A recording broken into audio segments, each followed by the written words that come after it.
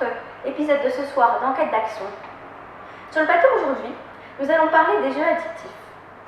L'addiction a de tout temps été présente parmi nous, que ce soit aux jeux d'argent comme les casinos ou les machines à jeux, ou encore aux jeux vidéo. Mais elle n'a pas toujours été considérée comme une maladie à part entière.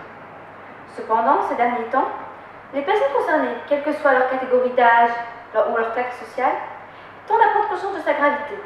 Notre problématique ce soir sera donc de comprendre quelle est l'influence des jeux addictifs sur notre société. Nous allons donc rejoindre à Paris notre envoyée spéciale Laura Claré et notre caméraman Anna Usan. Et elles vont interviewer une jeune femme appelée Chantal Partouche, ayant travaillé dans des casinos quelques années auparavant. Vous rencontrez des personnes addictes aux jeux d'argent? Bien sûr. Comment les avez-vous reconnues? Par quoi se définissait leur comportement? Le comportement d'une personne addicte, c'est sa présence régulière, récurrente dans les salles de machines à sous, dans les salles de jeu, qui va avoir le sentiment à chaque fois de pouvoir se refaire. Alors se refaire, c'est quoi? C'est changer de l'argent pour rejouer, pour battre la machine.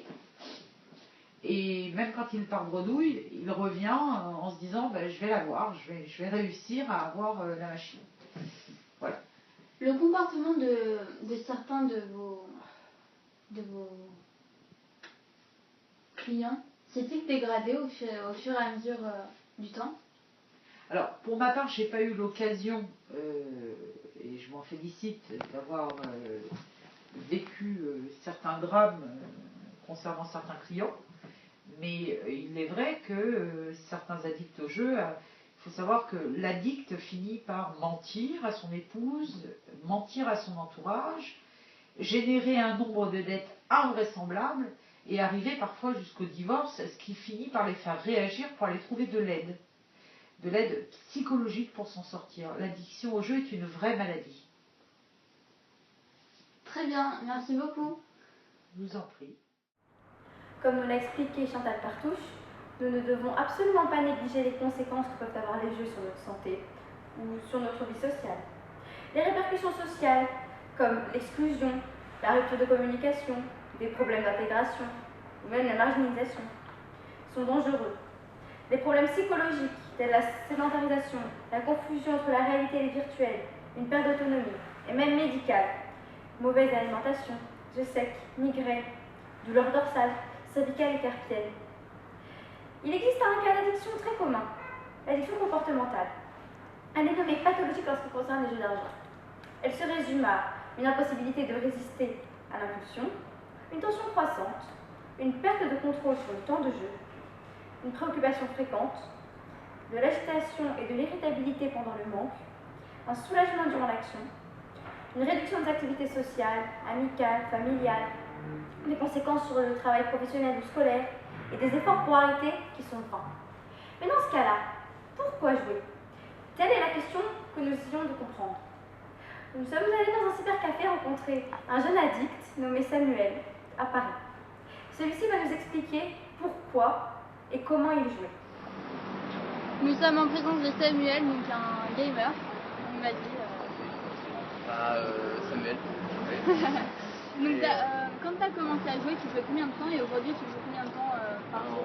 Clairement, moi j'ai commencé à jouer 3-4 heures maximum quand j'avais mes études et tout. Donc j'étais plus investi par les 3-4 heures par jour? par jour, ouais. D'accord. Mais c'est rien par rapport à ce que je fais maintenant. Aujourd'hui tu joues à peu près combien de temps par jour? 10-12 heures, sans compter les pauses club. Mais bon, c'est 10-12 heures, vraiment 10-12 heures. Mais je trouve, moi je suis très bien quoi. 10-12 heures, j'ai pas mal à la tête quand je rentre chez moi, je suis pas, c'est l'envie. Qu'est-ce que tu penses de tous les stéréotypes qu'il y a aujourd'hui sur les geeks avec les lunettes qui passent leur vie et qui même certains pensent à se suicider ou qui n'ont plus du tout de vie sociale, etc. Qu'est-ce que tu penses de ça? Écoute, moi je suis l'exemple parfait de ce qu'on stéréotype quoi. Je suis pas gros, j'ai pas de bretelles, je suis normal quoi. Je suis quelqu'un de tout à fait normal, sauf que voilà, après c'est la passion du jeu vidéo, c'est quand je suis tout petit, on a tous rêvé d'être un super héros ou quoi que ce soit. Moi je suis vraiment dans le jeu vidéo pour voilà, être le héros et le jouer quoi. D'accord. Ouais, c'est juste ça. Et Après, moi je pense que c'est plus des bêtises. tu penses que le jeu c'est dangereux? Ouais, ça peut être dangereux. Enfin, ça dépend. Ça dépend. Moi des fois je peux piquer des crises de nerfs, je peux être nerveux et tout, mais pas sur le.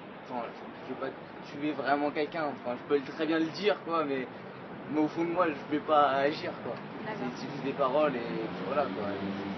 D'accord. Ouais, Et c'est pour ça. que t'inspire cette image? Cette image, moi, les jeux en général, quoi, que ce soit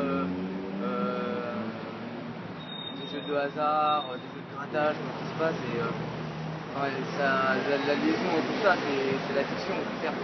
Il y a très bien des gens qui jouent à du grattage comme ça et que voilà, ils gagnent des millions d'argent, et il y en a d'autres qui ils se butent à ça, mais ils font rien. Alors que voilà. C'est juste l'envie, c'est une envie d'obtenir quelque chose quoi.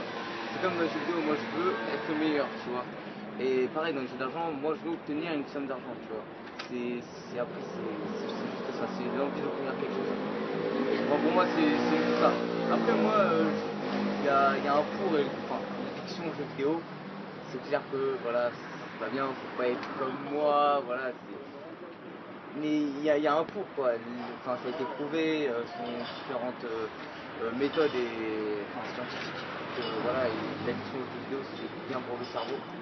Enfin, tu réfléchis plus rapidement, moi j'ai fait des tests de psychologie pour entrer dans des universités de chaque côté, même si voilà, je me quitte maintenant, j'avais envie de rentrer dans une université de chaque côté, on m'avait demandé de passer un test, et le test j'ai réussi avec brio, mais comme j'étais pas excellente note au bac, j'ai eu mon bac mais je n'ai pas eu des excellentes notes donc je vais pas entrer dans l'université que je voulais. Voilà, c'est juste ça. Mais bon, sinon je me porte très bien, je suis pas gros, je mange pas de chips, très bien. Ok, bon. Merci beaucoup. Grâce à de nombreuses enquêtes sociologiques, il faut expliquer que les adolescents passaient du temps sur les jeux vidéo, car ils y trouvaient du respect, de la reconnaissance, mais aussi une absence de parents. Ils ont également besoin du monde virtuel pour avoir l'impression d'assumer leurs responsabilités. Ceci est un phénomène qui s'applique également aux adultes, qui ont besoin du jeu pour évacuer leurs problèmes. Il existe plusieurs types de jeux vidéo. Le role-player game, dans lequel la personne joue un personnage qui fait évoluer.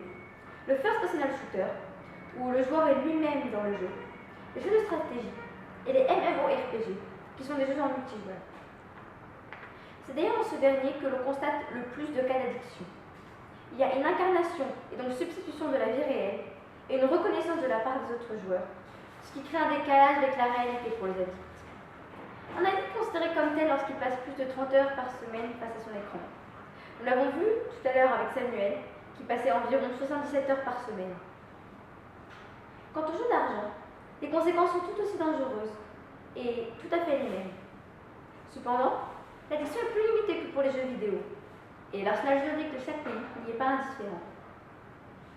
Par exemple, en France, où les casinos représentent 30% du PBJ en Union européenne, l'accès est interdit aux mineurs et une carte d'identité est requise. Ou encore aux États-Unis, il faut être majeur pour entrer dans un casino ou jouer en e-gaming, c'est-à-dire un pari sur Internet, même si l'accès n'est pas surveillé. Nous allons maintenant parler d'un cas tout à fait différent, Israël. Comme c'est un État juif, le jeu est interdit, et à l'exception du Casino d'Elat, grande ville touristique du sud d'Israël, et de quelques machinations de certains établissements, il n'y a pas de casino dans le pays. Ainsi, grâce à ces renseignements, nous pouvons définir ce qu'est l'addiction. On peut parler d'addiction quand la conduite empiète sur le reste de l'existence, au point de devenir une source de souffrance, de problèmes.